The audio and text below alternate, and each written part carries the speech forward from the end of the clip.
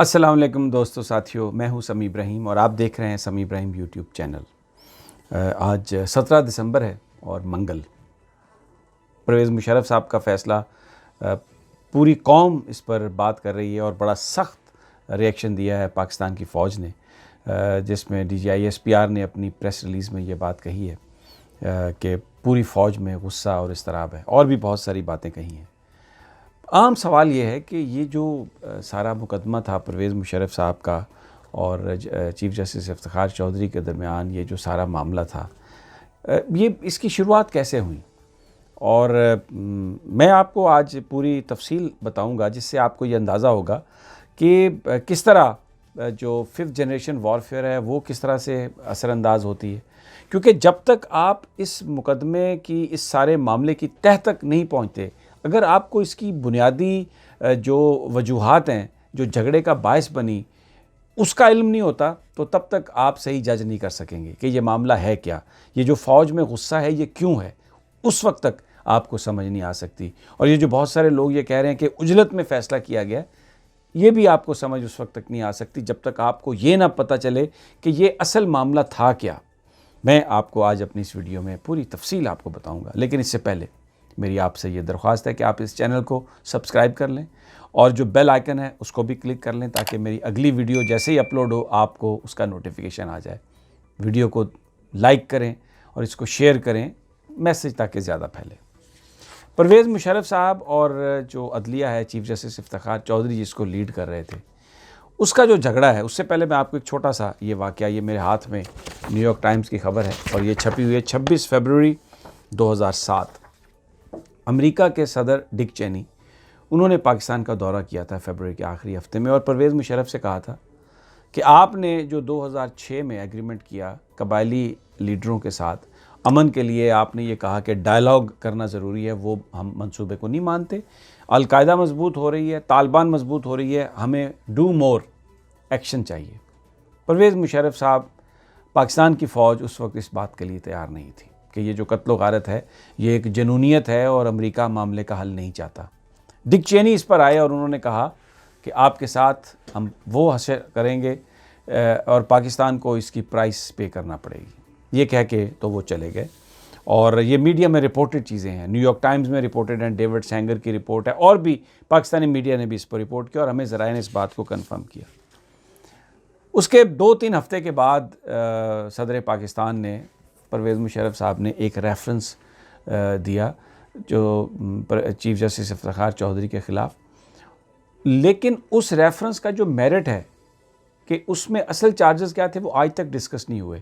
Supreme judicial council में ये merit गया, ये रेफरेंस गया ही नहीं, और खलीलुर रहमत साहब की सरबराही में एक बेंच बन गया, क्योंकि वो इफ्तिखार चौधरी साहब के साथ फिट थे।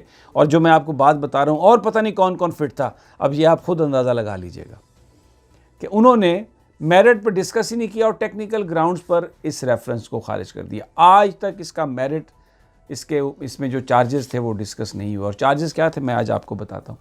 डॉक्टर इरसलान इफ्तिखार, जो बेटे इफ्तिखार चौधरी साहब के, उन्होंने FSC में लिए नंबर जो वो इस काबिल नहीं थे कि उनको मेडिकल कॉलेज में दाखिला मिल सके। उनके नंबर थे 639, जबकि जो मेरिट था वो तो 750 ग्रेड C में थे।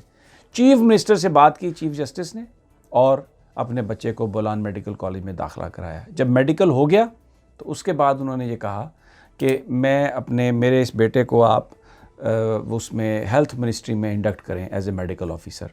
वहाँ पर गुंजाइश नहीं थी, लेकिन क्योंकि वहाँ पर तो जाना मकसद ही नहीं था, चीफ जस्टिस साहब ने कहकर अपने बच्चे को FIA में 17 ग्रेड में असिस्टेंट डायरेक्टर लगवा दिया। उसके बाद उसकी पोस्टिंग 18वें ग्रेड में बतौर डिप्टी डायरेक्टर करवा दी गई। ये पूरा रेफरेंस में उसका रिकॉर्ड मौजूद है। फिर ये कहा, प्रेशर ये डाला कि मेरे बच्चे को पुलिस ग्रुप में ले आएँ। अब PSP जो हैं, पुलिस के लोग भी कंपटीशन एग्ज़ाम करके आते हैं। कानून में इस तरह की कोई गुंजाइश मौजूद नहीं। PM सेक्रेटेरिएट ने लेटर लिखे 2006 में ये जानने के लिए, लेकिन कोई ऐसा कानून नहीं था। तो एस्टेब्लिशमेंट सेक्रेटरी को बुलाया उन्होंने, इफ्तिखार चौधरी साहब ने अपने घर मई के आखिरी हफ्ते में, और ये कहा कि इसको आप इंडक्ट करें। तो एस्टेब्लिशमेंट सेक्रेटरी ने कहा कि कानून में गुंजाइश नहीं है, लेकिन वो इंसिस्ट करते रहे। ये है वो झगड़े की बुनियाद। उनका बेटा डॉक्टर इरसलान, जिसका नाम प्यार से, जिसको टोनी के नाम से जाना जाता है, अगर टोनी को पीएसपी में शामिल कर लिया जाता, अगर टोनी को पाकिस्तान में 18वें ग्रेड में कहीं पे एसएसपी लगा दिया जाता इंडक्ट करने के बाद, तो ये जो अदलिया बहाली तहरीक है ये ना चलती। इफ्तिखार चौधरी साहब का ये मसला, ये मैंने आपको एक वजह बताई है। मैं आपको थोड़ी सी, ये मेरे पास पूरा उनका जो उनके ख़िलाफ़ जो रेफरेंस है वो पड़ा हुआ है मेरे सामने, आप उसकी तफसील सुनेंगे तो आप हैरान हो जाएंगे। वो ये कहते थे कि मुझे प्रोटोकॉल दो, अगर मैं सूबे में जाऊं तो चीफ मिनिस्टर वाला प्रोटोकॉल दो, प्रेसिडेंट वाला प्रोटोकॉल दो, मुझे वज़ीर आज़म वाला प्रोटोकॉल दो। एक ही उनकी ख्वाहिश और डिमांड होती थी। और उनके पास जो गाड़ियां थी, अगर मैं उसका, अगर आपको ये, उनके पास एक गाड़ी नहीं थी, उनका जो फ्लीट था मर्सिडीज़ बेंज थी उनके पास एक 3000 सीसी, फिर उसके बाद टोयोटा करोना, फिर उसके बाद टोयोटा करोना, फिर उसके बाद टोयोटा करोला, फिर टोयोटा करोला, फिर टोयोटा करोला, फिर टोयोटा करोला। 1 2 3 4 5 6 7 गाड़ियाँ हर शहर में वो अपना फ्लीट रखते थे। और ऐसे पेट्रोल पंप से रसीदें दाखिल कराई गई पेट्रोल डालने की, जहाँ पर पेट्रोल डालने का पंप ही नहीं था, वो डीजल पंप था, उस पंप की रसीदें दी गई। ये वो करप्शन के चार्जेस थे इफ्तिखार चौधरी साहब पर, जिनके लिए ये रेफरेंस फाइल किया गया था। लेकिन एक साजिश हुई, आपको याद है कि जुल्फ़िकार अली भुट्टो से भी ये कहा था हेनरी किसिंजर ने कि न्यूक्लियर प्रोग्राम तुमने शुरू किया है, हम तुम्हारा हशर नशर कर देंगे। अमेरिका को पसंद नहीं आई परवेज़ मुशर्रफ की ये पॉलिसी कि आप कबायली इलाकों में दोस्ती और ताल्लुक़ बनाएं और इस जंग को ख़त्म करें। तो एक कैंपेन लॉन्च की गई। इफ्तिखार चौधरी जब ये बहाल हुए, मैं आपको सिर्फ इतनी बात बताता हूँ कि एम्बेसडर हॉलब्रुक अमेरिका से आए और उन्होंने आके चीफ जस्टिस जो बहाल होकर लग चुके थे इफ्तिखार चौधरी साहब, उनसे मुलाकात की सुप्रीम कोर्ट में, हिलरी क्लिंटन का पैगाम पहुँचाया। और पैगाम ये था कि इफ्तिखार चौधरी साहब, आपकी बहाली में हमने किरदार अदा किया है, जिस पर चीफ जस्टिस साहब ने उनका शुक्रिया अदा किया। इफ्तिखार चौधरी जब माजूली के बाद अमेरिका गए तो वहाँ पर अमेरिका के चीफ जस्टिस ने उन्हें mister chief justice of Pakistan कहकर पुकारा। यानी उनका मकसद ये था कि हम आपको चीफ जस्टिस तस्लीम करते हैं, हम आपको मानते हैं। ये वो झगड़ा है जिसकी बुनियाद ये जो वाक़यात थे, इस पर इफ्तिखार चौधरी साहब ने फड्डा किया। उनका अपना ज़ाती मसला था, फिर किसने उठाया किसने नहीं उठाया, फिर हमने ये देखा कि जिस अंदाज़ में वो सारा मामला किया गया, प्रेसिडेंट ऑफ पाकिस्तान को तो नहीं पता था कि अरसलान इफ्तिखार का क्या मामला। ये रेफरेंस बना, एजेंसियों की रिपोर्ट थी, उनके पास गई, उन्होंने ओके कर दी। उस वक्त के ISI के सरबराह जनरल इशफाक परवेज़ कियानी ने एफिडेविट भी नहीं दिया था। खुदा जाने क्यों नहीं एफिडेविट दिया था, क्या हुआ था उसमें। मेमो गेट में उन्होंने कहा था कि वो इस हवाले से, क्योंकि 2 स्कैंडल बहुत ज़्यादा थे बड़े बड़े। लेकिन ये जो इफ्तिखार चौधरी साहब वाला, परवेज़ मुशर्रफ वाला जो वो मामला था, उसमें बहरहाल बहुत सारे लोग ये कहते हैं कि कहीं ना कहीं से कोई अशीर बात थी। और मीडिया ने जिस अंदाज़ में इसको पेश किया, सारे इस मामले को चंद हज़ार या चंद 100 लोगों को लाखों का मजमा बना के पेश किया। और एतजाज़ चौधरी साहब भी ये कहते थे कि रियासत होगी माँ के जैसी।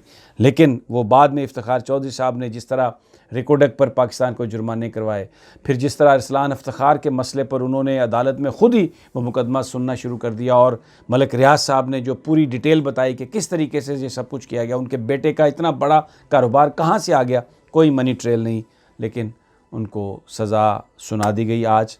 और अब ये जो इंतहाई उजलत में ये सज़ा सुनाई गई है, इसलिए कि जो पाकिस्तान की फ़ौज ने जो रद्द-ए-अमल दिया है उसमें ये कहा गया है कि ये जो बहुत सारे जो आइनी और कानूनी तकाज़े हैं बेंच की तश्कील में पूरे नहीं किए गए, उनको परवेज़ मुशर्रफ साहब को सुना नहीं गया। और आज देखें, पिछले 2 दिनों में, मैं पहले भी जिक्र कर चुका हूँ कि 2 फ़ैसले आए हैं, एक हाजिर service chief of army staff के लिए और एक साबिक के लिए। एक को सज़ाए मौत, और जो हाजिर सर्विस है उसे कहा कि 6 महीने तक तुम्हारी एक्सटेंशन है, वगरना उसके बाद अगर ये लेजिस्लेशन हुई तो आप फारिग हैं, आप घर जाएं। और जो कमेंट हुए, मीडिया ने जिस अंदाज़ में उसको पोर्ट्रे किया, यानी पाकिस्तान की फ़ौज के साबिक सरबराह को सज़ाए मौत देना, इसके अलावा कोई इसका मकसद हमें नज़र नहीं आता कि सिर्फ़ एक सिंबॉलिक है और ये इल्ज़ाम लगाया जाए पाकिस्तानी फ़ौज पर कि उनका सरबराह गद्दार है। अगर हमारी फ़ौज का सरबराह गद्दार है तो ये जो सारे जवान बॉर्डर पर हमारे मुल्क की हिफाजत के लिए अपनी जानें कुर्बान करते हैं, जो ऑफिसर्स खड़े हैं, क्या ये बताना मकसूद है पूरी दुनिया में कि वो किसी गद्दार के अहकामात पर काम कर रहे हैं, सब कुछ मोरल डाउन करने के लिए? क्योंकि निशाना पाकिस्तान की फ़ौज, बाहर का निशाना अमेरिका का निशाना, बरतानिया का निशाना, सब का निशाना पाकिस्तान की फ़ौज। और इस वक्त जो पाकिस्तानी फ़ौज की तरफ से रिएक्शन आया है ये हकीकत पर मबनी है। आम आदमी भी खफा है और एक परसेप्शन क्रिएट हुआ। परसेप्शन इसलिए क्रिएट हुआ कि चीफ़ जस्टिस आसफ़ सईद खान खोसा ने ये बात आज से 2 हफ़्ते पहले कही इमरान खान साहब को जवाब देते हुए कि हमें आप ताकतवर का ताना ना दें। हमने 2 वज़ीर-ए-आज़म को घर भेजा और एक और चीफ़ मिनिस्टर, एक और साबिक़ सरबरा आर्मी का फ़ैसला आने जा रहा है और साथ में ये इशारा किया उनका। तो उसी से लोगों ने यह अख़ज़ कर लिया कि शायद ये जो फ़ैसला है ये उनके ख़िलाफ़ आ रहा है। अब लोग ये सवाल कर रहे हैं कि जी चीफ़ जस्टिस ऑफ पाकिस्तान तो उस बेंच में नहीं थे, ये तो इस्लामाबाद में एक स्पेशल बेंच था जो इसकी समाअत कर रहा था केस की। तो चीफ़ जस्टिस साहब को कैसे पता कि उसके ख़िलाफ़ फ़ैसला आ रहा है, उनके बारे में ऐसा फ़ैसला आ रहा है। और उससे पहले उन्होंने जिक्र किया कि 2 वज़ीर-ए-आज़म को हमने कन्विक्ट कर दिया, एक को कन्विक्ट किया और एक को डिस्क्वालीफाई किया। तो भाई ये वो सवाल हैं जो लोग उठा रहे हैं, जो वकील उठा रहे हैं। और फिर 2-3 और देखिए ये 48 घंटे में डिटेल जजमेंट आएगी। इस किस्म के फ़ैसलों का शॉर्ट ऑर्डर नहीं आता। परवेज़ मुशर्रफ साहब कोई पाकिस्तान में तो नहीं है, वो तो मुल्क से बाहर थे।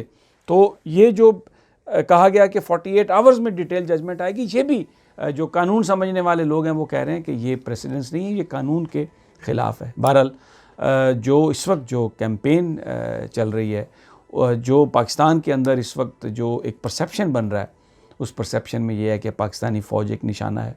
और परवेज़ मुशर्रफ साहब को ये जो सज़ा सुनाई गई है ये सिंबॉलिक है, क्योंकि अगर कोई वाक़तन सज़ा सुनाना मकसूद थी, अगर किसी ने गद्दारी की थी, तो बिल्कुल आर्टिकल 6 क्लियरली कहता है कि एडर्स, अबैटर्स और कोलैबोरेट करने वाले, यानी जिन लोगों ने इसमें ताउन किया था, प्राइम मिनिस्टर ने एडवाइस की थी और परवेज़ मुशर्रफ साहब ने जो उसका जो प्रोक्लेमेशन आर्डर है उसमें है कि जो स्टेक होल्डर्स हैं उनके साथ उन्होंने मशवरा किया। तो सिर्फ अकेले परवेज़ मुशर्रफ को सज़ा, वो भी मुल्क से बाहर हैं, शदीद बीमार हैं। तो इससे क्या मकसद हासिल होना था? एक ही मकसद बज़ाहिर जो लोग बिलीव करते हैं कि पाकिस्तान की फ़ौज को बदनाम करना। इंशाअल्लाह अगली वीडियो में मज़ीद तफ़सीलात के साथ हाज़िर खिदमत हूँ।